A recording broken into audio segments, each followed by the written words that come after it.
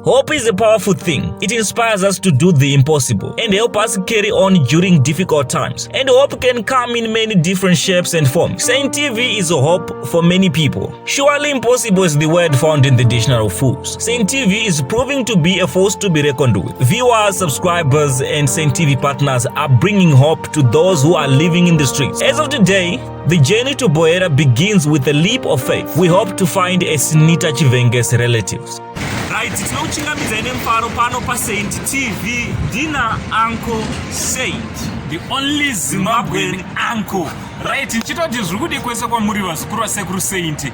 Ndinaye muzukuru KB ndiye wandiri kufambawo naye nhasi anditi tichida kutenda nesapoti yese yamuri kupa pachane upenyu basa richienda mberi. Tichida kutanga zvakare nekutenda musiki iye akaona zvakakodzera kuti tinge tiri tinotangawo program yatiri kurana yekukwanisa kunge tiri tinobatsira vanogara munzira anditi so nhasi tine nyaya yatiri kufambira tichibva muguta reHarare takananga kupi kumasvingo kuBoera. Nyaya yemudzimai anonzani Esnita Chivhenge. Yes, uye anogara munzira muguta reHarare kuaround Southampton. So tinoda kunotsvaga mhuri yekwaakazvarwa tichishandisawo maleads atinawo handiti pane zvaaitudza, saka information yaaitudza mukumubvunza takaona kuti information iyo tinokwanisa kuishandisa tinotsvaga kune hama dzake kumasvingo.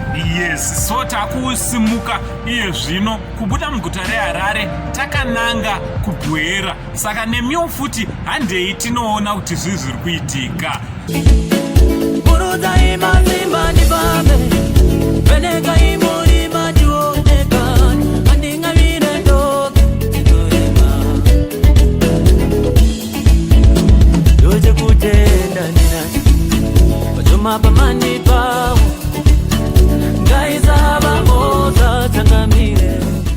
We had many bus stops as we were asking for directions.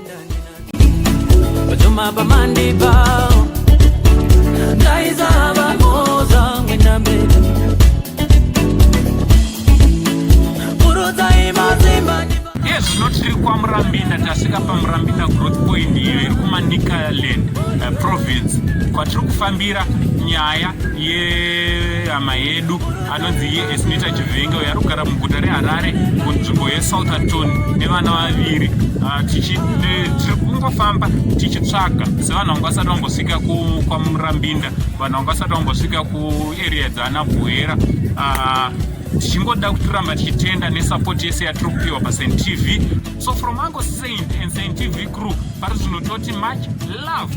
The journey continues as we go deeper in the rural areas of Boera. Please watch out for episode 2 of this video. From Uncle Saint and Saint TV crew.